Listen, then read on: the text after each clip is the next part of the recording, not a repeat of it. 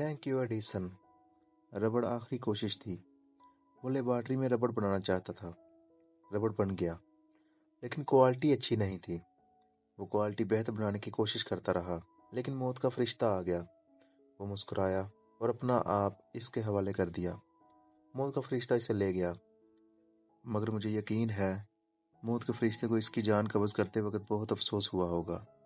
वो इससे आंख नहीं मिला पा रहा होगा। वो एक ऐसे इंसान की आंख में आंख कैसे डालता जिसने अल्लाह के दिए हुए एक एक लम्हे को इस्तेमाल किया, जिसने अपनी ज़िंदगी दूसरों की ज़िंदगी बेहतर बनाने के लिए वक्फ कर दी।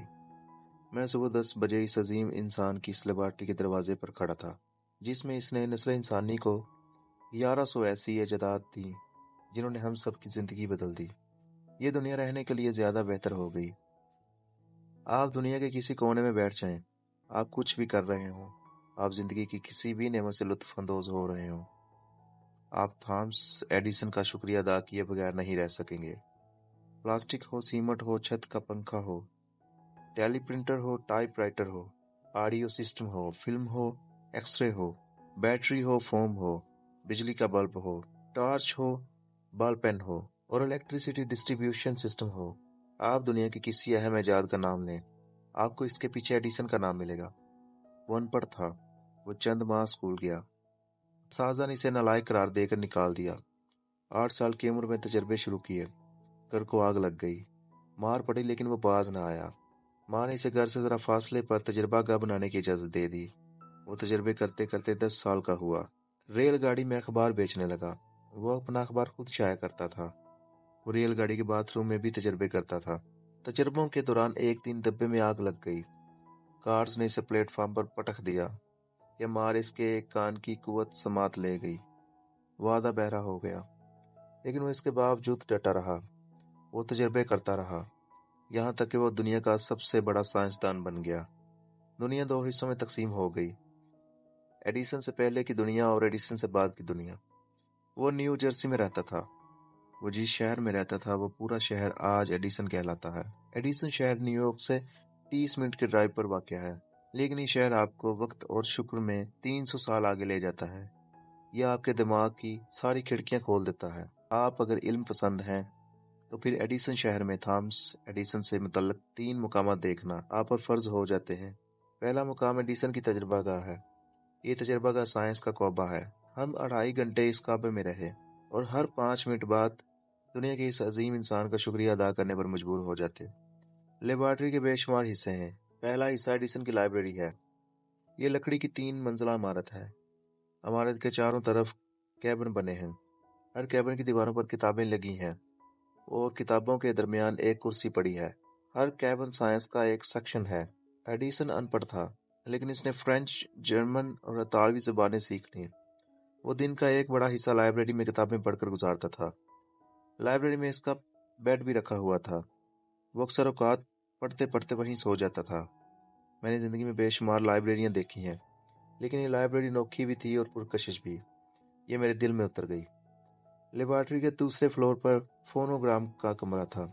एडिसन ने फोनोग्राम ईजाद करके हम इंसानों को ऑडियो सिस्टम दिया था। फोनोग्राम पर एडिसन के 35 साल खर्च हुए, लेकिन इसने कमाल कर दिया। इस सेक्शन में इसके ईजाद करदा फोनोग्राम और रिकॉर्ड हैं। इससे अगला सेक्शन इसकी छोटी सी तजर्बागाह है। इस तजर्बागाह में हजारों छोटे बड़े आलात और औजार रखे हैं। ये तजर्बागाह एक बड़ी खरादगाह से मुंसलिक है। खरादगाह में बड़ी मशीनें लगी हैं।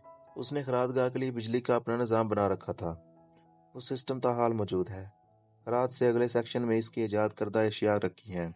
इस सेक्शन से गुजरते हुए मालूम होता है दुनिया की हर अहम चीज़ एडिसन ने ईजाद की थी। एक्सरे मशीन के सामने खड़े होकर पता चला ये मशीन इसने बड़ी मुश्किल से ईजाद की थी।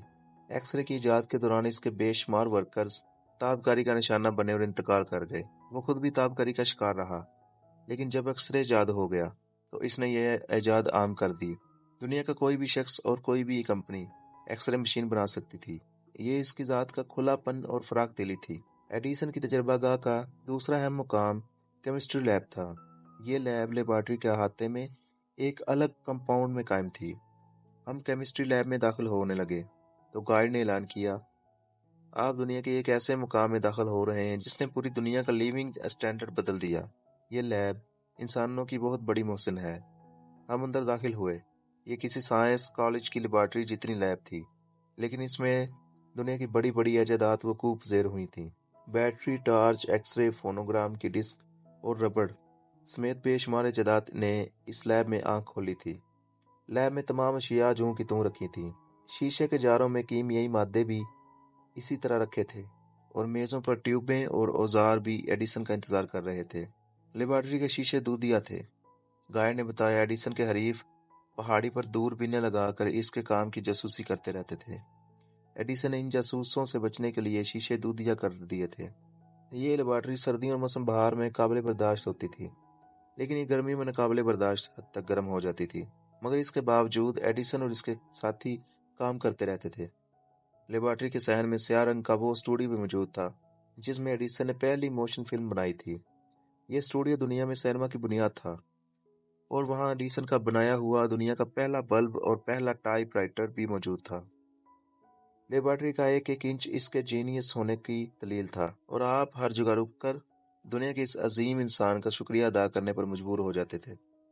एडिसन का घर तीसरा काबिल ज़ियारत मुकाम था। ये घर लेबॉर्ट्री से 5 मिनट की ड्राइव पर वाक़या था। यह 29 कमरों का महल नुमा घर था। यह घर उसने अपनी दूसरी बेगम मीना मिलर के लिए खरीदा था। घर के दाएं बाएं वसी जंगल था। 50 फुट ऊंचे चीड़ के दरख्त थे। दरख्तों के दरमियान चहलकदमी के लिए रास्ते बने थे। घर के चारों तरफ वसी लॉन था। लॉन में फूलों के खत्ते और बेलों की लंबी बाड़ थी। घर अंदर से बादशाहों की नगाइशगाह लगता था। दीवारों पर कीमती पेंटिंग्स लगी थीं। फर्नीचर और क्रॉकरी इंतहाई कीमती थी। कालीन और सोफे 100 साल पूरे कर चुके थे, लेकिन इसके बावजूद यूं महसूस होते थे जैसे एडिसन अभी यहाँ से उठकर गया है और वो किसी भी वक्त वापस आ जाएगा। एडिसन के हैट, छड़ियाँ, बूट और कपड़े भी सलीके से रखे थे। किचन और डाइनिंग रूम भी काबिल इस्तेमाल महसूस होता था। स्टडी में राइटिंग टेबल रखी थी और दीवारों में किताबों की शेल्फें थी। वो मुताले का रसिया था। शायद इसीलिए इसके घर और लेबॉर्ट्री दोनों जगह पर हजारों किताबें मौजूद थीं। वो एक बाज़ौक इंसान था। इसका ज़ौक़ और नफासत घर की एक एक चीज से झलक रही थी। घर के पिछवाड़े में 2 कब्रें थीं। एक कब्र में एडिसन महवे आराम है और दूसरी में इसकी अहलिया मीना मिलर। दोनों कब्रें जमीन की सतह पर 6 इंच ऊंची हैं। पत्थर की स्लेटी रंग की सिल पर दोनों के नाम, तारीख पैदाइश और इंतकाल का सन तहरीर था। सरहाने फूलों के दरख्त लगे हैं।